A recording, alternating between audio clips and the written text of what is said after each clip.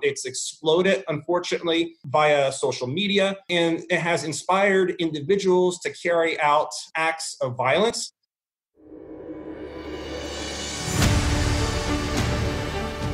Hi, everyone, and welcome to our 20th edition of Backstory. I'm your host, Dana Lewis. This backstory is about a right-wing conspiracy group that got started online. It's called QAnon. There is nothing funny about paranoid conspiracy theories winging their way across the internet. They influence people to think things like COVID-19 is a virus created by the so-called dark state in America to remove President Trump from the White House. Or Democrats like Hillary Clinton are part of a child sex ring torturing children. There may be hundreds of thousands of QAnon followers, including the guy who recently drove his truck with weapons through the gates of Rideau Hall, Prime Minister Trudeau's residence in Ottawa, Canada. And in 2016, a man armed with a rifle stormed Comet Ping Pong Pizza in Washington, believing the Democrats were running a child sex ring there. And then there was the case of a man who murdered a reputed mafia boss on Staten Island, who now says in court he was a follower of QAnon. And if you look closely, you will see Q posters and T-shirts at Trump rallies. A curious theme popped up at the president's campaign-style rally last night. Signs, T-shirts stating, "We are Q," or QAnon. Some even think Trump is Q, and he seems to speak to his disciples. You guys know what this represents? Fellowship. Maybe it's the calm before the storm. What's the storming? Could be the calm before the storm. What storm, Mr. We have the President? world's great military people in this room, I will tell you that. And we're not great evening. Thank you all for coming. Thank you. What storm, Mr. President? You'll find out. Crazy, dangerous stuff. So here we are in an election year, and the FBI identifies conspiracy theories as potential domestic terrorism threats, specifically citing QAnon, a group that believes there is a deep state working against President Trump. The FBI assesses these conspiracy theories very likely will emerge, spread, and evolve into a modern information marketplace, occasionally driving both groups and individual extremists to carry out criminal or violent acts. And that's why on this edition of Backstory, we are doing a Q story, because there are people running for Congress who are followers of QAnon. I kid you not, like Marjorie Taylor Greene, a Georgia Republican. You know about the Q movement. Are you familiar with what that is? I am familiar with that. So I'm very familiar with it, though. Do you think Q is a bad thing, or is it just sort of, I mean, what's your opinion? No, honestly, everything that I've heard of Q, I hope that this is real. And Lauren Boebert, who just won the GOP nomination in Colorado's 3rd District. The other thing that Q says, and this is the stuff that we just don't want to think about, and many Americans don't want to know about, but Q is saying that they participate in pedophilia and spirit cooking. And spirit cooking, they had that spirit cooking dinner. That was something else that came out in those John Podesta WikiLeaks email release. Remember that? Q is trying to tell people on these forums and 4chan, and he's trying to tell people the truth. So to understand whether QAnon is a cult or a new religion or a widespread mental disorder, this. Jason Blazakis has written a piece for the Soufan Intelligence Group on QAnon, and he joins me now from California. How are you, Jason? I'm doing well, Dana. It's good to be here on your show. The Q and the Anon, meaning the Anon is anonymous, and who the heck is a Q? Yeah, it's a great question. Even the people who call themselves Anons, or are essentially followers of Q, don't really know. There's a lot of speculation ranging from President Donald J. Trump could be Q. John F.K. Kennedy Jr. Didn't really die in a plane accident. He could be Q. Q could be a guy in the government with a military intelligence background with a Q security clearance, which means when you have Q clearance in the government, you have nuclear access secrets. It could be any number of individuals, who could be Q. I have my own theory, which hasn't really been written about, and I may write something on it later, is that it's part of a large disinformation campaign organized by a state to stir up trouble. And the way that Q communicates certainly has led to a lot of individuals becoming adherents to this movement. A state. I have some concern that it could be part of a state disinformation effort. And if you look at the timing of the creation of Q, Q was created in essentially the first QAnon post was in 2017, not that long after President Trump's election, less than a year after it. And the focus of Q is to ensure that the President Trump, stays in power as he does battle against a deep state network of individuals who are trying to usurp his power. And you're going to tell me it's another Russia conspiracy? I wouldn't go there yet, but I do have some concerns that at a minimum, there are states like Russia who may be amplifying the messages of individuals who feel that they are QAnon followers or adherents, making it look like it's a movement larger than it really is. But one thing I hope to do, and I wear many hats, I work at the Soufan Centre, as you introduced me, Dana, as a research fellow, but I also am a professor at the Middlebury Institute of International Studies in Monterey, California, is we're going to start studying the syntax of the messages related to QAnon. When QAnon posts a new message, it's called a Q drop. Generally, in the past, he has posted in various freedom boards like 4chan, 8chan, 8kun, and then study sort of the transition in terms of language, how it's evolved, to get any kind of insights as to whether or not the syntax could be traced back linguistically, perhaps to another country. Maybe this is an individual that's publishing and writing that is not really using English or does not have English as a first language. So this is one hypothesis I have that I'm really interested in exploring here. Why, Jason, are you taking your time, because you're a serious analyst, to write about this group? And why am I taking my time, because I think I'm a serious correspondent, to broadcast something about them? I mean, they have suddenly been held with serious regard by a lot of different agencies, including the FBI. Yeah, absolutely. So I guess a little background about myself. I have been in the federal government for 20 years. I guess QAnon folks will automatically say whatever I have to say is null and void because of significant trust they have with individuals who worked in the federal bureaucracy. You're another one of the deep state. Yeah, they could is what they would say. All right.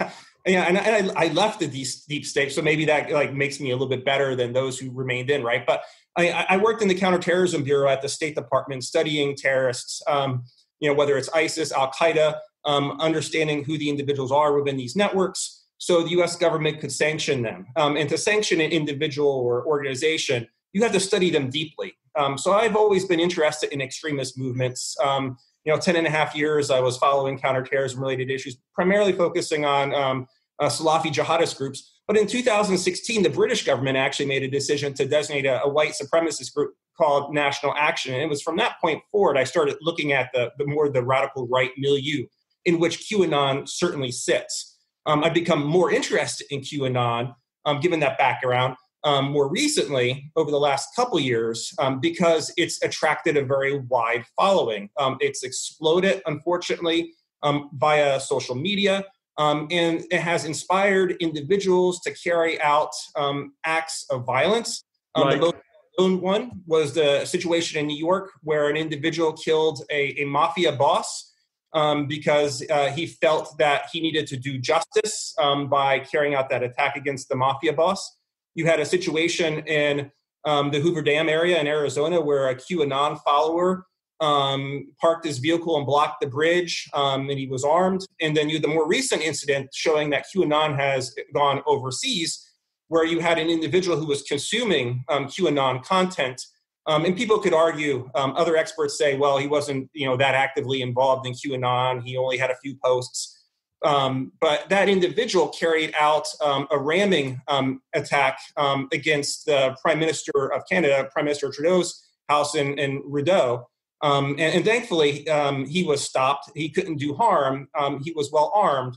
But 30 minutes before he actually did that attack, where he worked on Instagram, he reposted one of the conspiracy theories that QAnon has put forward before, talking about so-called Event 201, talking about a pandemic, talking about COVID, and how all this is being created by essentially a deep state with Bill Gates in cahoots, right? So for me, I'm running to blink my eyes faster and faster, Jason, as we get lost in the mud here with this. But I mean, they're pretty incredible events. And then there was one with Pizzagate, right? Which is one of the highest profile one. Absolutely.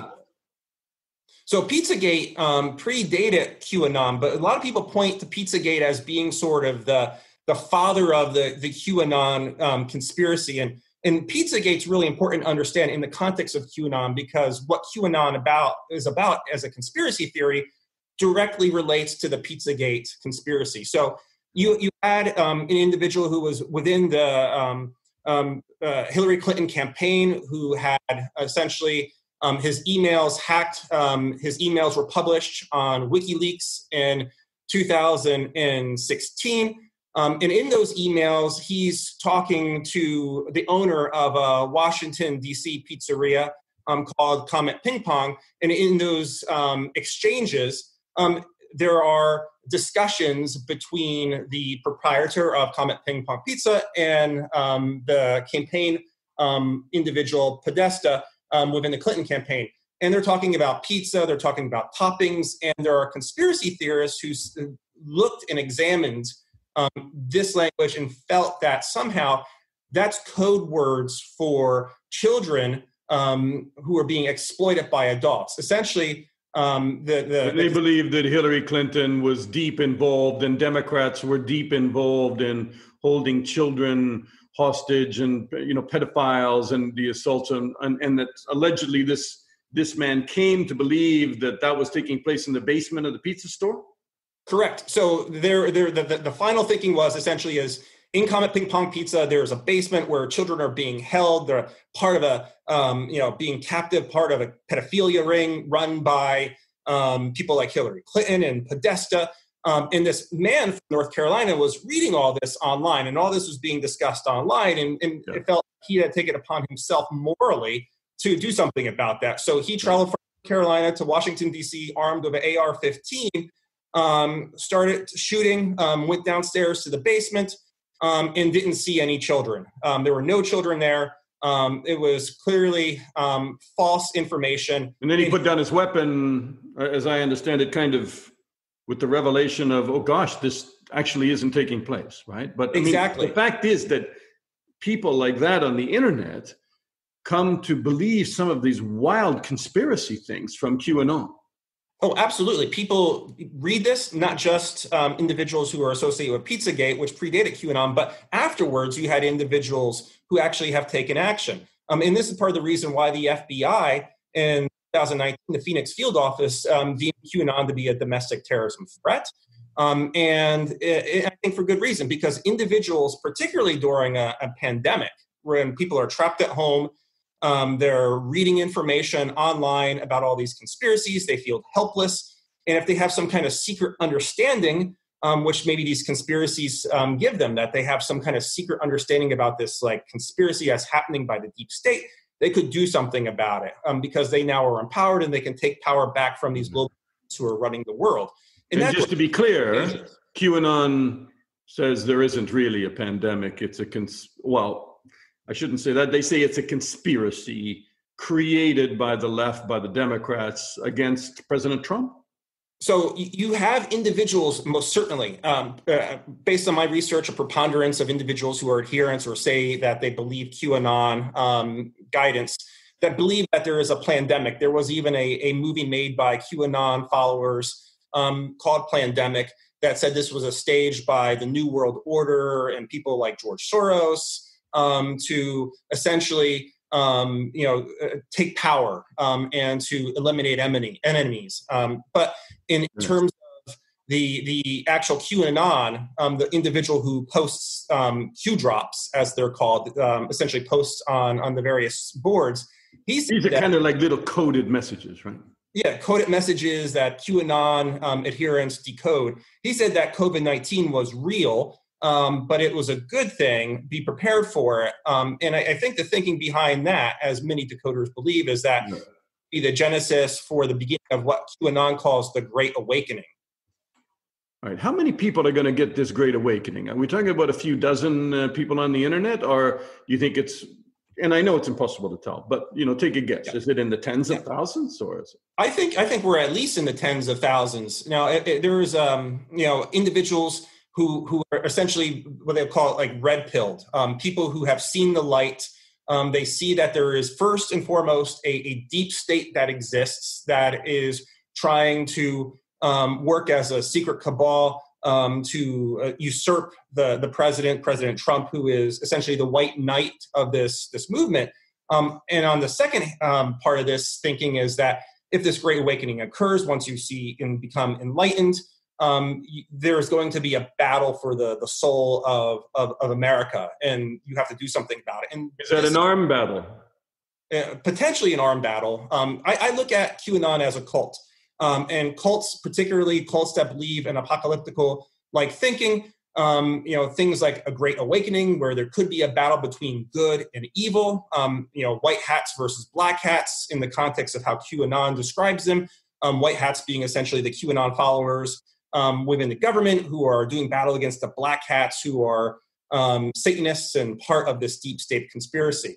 Whenever you think about the world in Manichaean terms like QAnon puts forward, there is this definite risk of turning to a violent apocalyptical like scenario. And if President Trump were to say lose, or it looks like he will lose, my fear is that you'd have QAnon adherents who may try to take matters in their own hands and carry out acts of violence to try to stop to make sure the Great Awakening occurs, or to stop those who are trying to stop the Great Awakening.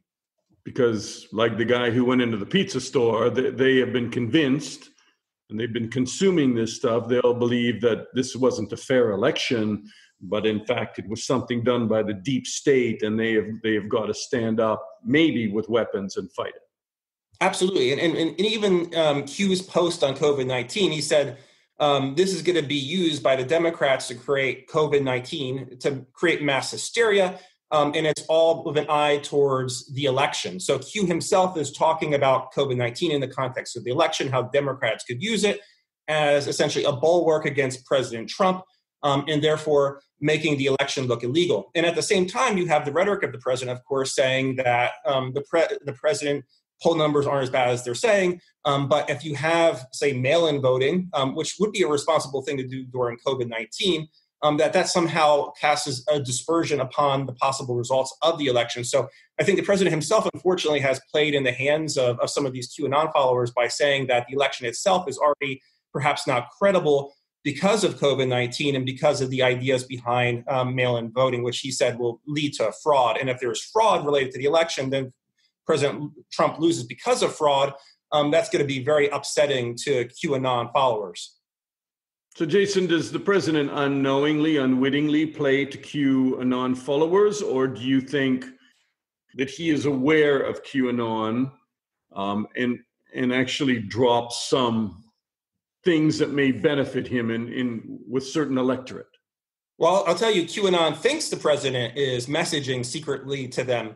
I have no evidence that the president believes that he's somehow secretly messaging to QAnon. But there were a couple of tweets, right? One was quarantine. Oh, he had over 100. Quarantine. The other one used something about his friends in the UK, his support of the UK and the Queen, and people saw that in QAnon as a coded drop.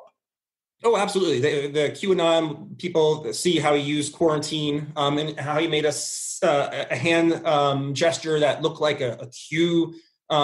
But he has indeed retweeted QAnon followers over 100 plus times. I think last I read through media was maybe up to 145 times. Donald Trump Jr., Eric Trump have tweeted and retweeted memes and other QAnon follower rhetoric before. So there's, I think, they're not doing it because necessarily they're QAnon followers or believe in Q. I think they're not just being careful with their social media feeds. And then QAnon followers, being the conspiracy theorists they are, read something into it, like the president is signaling something special to us. So just to understand that, though, that sounds pretty sinister to me. They have retweeted tweets from QAnon followers. And President Trump has done it over 100 times. Not QAnon himself, but QAnon followers, adherents, people on social media who believe in Q. And the president has retweeted them. He probably doesn't know that he's retweeting QAnon followers. I don't think he's being necessarily careful about what he retweets. Clearly, he has a capacity to retweet many things, later of which he has removed or deleted his own tweets, or his campaign team or the White House have disassociated from those tweets, or they've said that that's not really what he was meaning. So I don't think it's intentional on purpose by the president. I think it's unintentional. But the problem is, because he's not careful about what he says over social media, it is really riling up these individuals who are QAnon followers and then believe essentially and bolsters the theories that somehow President Trump is perhaps Q himself, or trying to motivate QAnon people to support him in some fashion. And there is a political element to this too, beyond the Trumps. There are, last count, there was a journalist who said that there was more than 66 QAnon followers running for various state and federal offices. So you have this normalization that's occurring with QAnon as well, and that makes it really dangerous. How many? More than 60. I mean, I'm shocked by that. And I was reading in The Atlantic, and by the way, they didn't call it a cult, they call it a new religion. They call it a religion. Yeah, and there's religious overtones to it. Absolutely. They take a lot of imagery at least and they adopt it. At least 35 current or former congressional candidates have embraced Q, according to an online tally by the nonprofit Media Matters. Yeah, and I think that same journalist who has continued to study this has put it at 66, and there's another 30 plus who are running for office right now. Some may have lost already, but people who are running to become members of Congress. And I think there was one member, potentially one individual that may get elected out of Georgia, if memory serves. I forget her name off the top of my head. But you may actually end with a scenario where you have a QAnon follower in Congress. And that's the danger of this movement. That it somehow becomes more normalized. A lot of people call it a fringe movement, but slowly you have more and more people reading, consuming, watching videos like Plandemic, who actually believe what's being written, and then may become followers themselves, or somehow by virtue of passing along this video to other people in their Facebook group, it becomes more of a normal thing. And that's really dangerous during a pandemic. You're taking it very seriously. Oh, absolutely. There are people who are trapped, like I said, we're living in uncertain times. When you feel uncertain, you feel powerless. Conspiracy theories have resonance in ways in which can motivate individuals to join the movement, or at worst, become an entity or individual who carries out violence on behalf of a movement because of something they saw online. Pedophilia is a terrible thing. And if people actually believe some of the things going on, like the most recent conspiracy theory put forward by QAnon, that somehow Wayfair, the furniture company, was selling essentially material and for really high prices, $13,000 for a stack of cabinets. People are saying, well, that's some part of a ring of children being sold by Wayfair, which was completely wrong. But it took off on social media and had an impact on Wayfair, and they had to respond. So you see this danger. If you actually think a child's in danger, you want to do something about it. And if you believe that conspiracy, you may actually do something about it. And there is no there. And that's the challenge with QAnon and the threat it poses. So, please go ahead, Dana. It's spread like wildfire through the internet over several years now, right? So now you have from Reddit to Facebook to Twitter. Twitter now has taken down some 7,000 accounts linked to QAnon. do you think that that's a good idea? Is it going to do anything, or is this just sort of closing the barn door after the horse is bolted? I think, unfortunately, it's more of the latter, but I will say it was a good decision to take down inauthentic Twitter accounts and handles associated with the QAnon movement. And I think in addition to taking down those 7,000 and removing them outright, probably I think I read 150,000 were limited in some way as well. Yes. That's a positive action. Reddit was the first out there in 2018 to take action against QAnon, particularly those that were putting out conspiracies on the subreddit board known as our conspiracy board. And then you have YouTube, actually, I noticed about 3 or 4 weeks ago, and this could be happening much longer than that, but QAnon videos now have underneath of them a box that says, like, this is a far-right conspiracy, which it is. And it's good they have that fact-checking box. And then I think we probably both read that Facebook may be taking a decision soon to remove QAnon-related groups as well. QAnon is all over Facebook, private groups and public groups.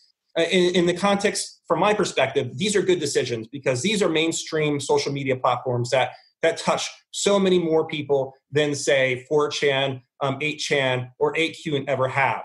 So you're, I think, inherently making their reach less impactful by taking those actions. My fear is, though, it's a little too late, and they may migrate to another service, and the conspiracy will continue on. And particularly problematic is the fact that they may have a member of Congress or people in state assemblies in the United States who are politicians who could be advocating things from a policy perspective that are inherently problematic. So I think, again, barn door was closed after horse left, like you said, Dana. Well, I mean, that's always been the intelligence debate with counterterrorism. Do you allow these things to kind of bubble at the surface so that you can monitor them, or do you pull them off and push these people underground, and it makes it much more difficult to get after some of the more extremists that may be contemplating violence? Yeah, no, that is the dilemma. You remove them from open source platforms in which you could observe them, and they go to encrypted communications in which they're more difficult to track. That is the dilemma. From my perspective, I'd rather have fewer individuals as part of a movement and have a more difficult time monitoring them. You still can go into those encrypted apps. You can break the encryption. You can insert an individual who pretends to be part of a group and gets vetted online and can still infiltrate that encrypted network, right? In that chat group, or if it's Telegram, that join that Telegram group. So there are still law enforcement tools, time honored, that can infiltrate in groups that are more secretive in nature.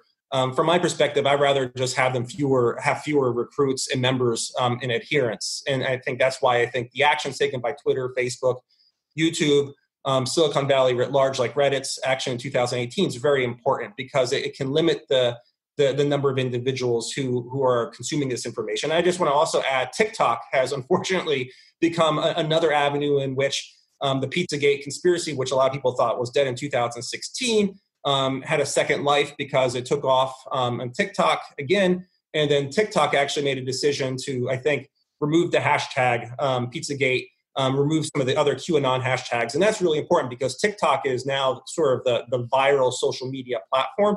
And it seems like they're taking early action against that proliferation over their platform, which is a good thing.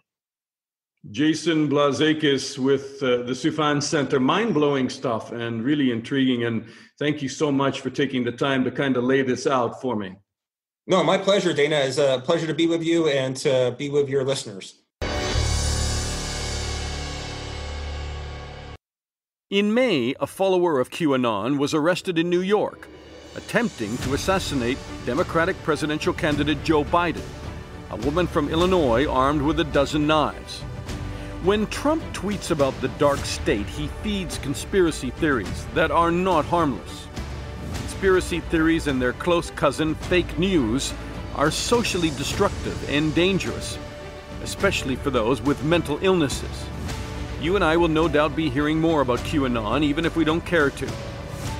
I'm Dana Lewis. Thanks for listening. Please subscribe to Backstory and share it. We need your support to make this grow, and we'll talk to you again soon.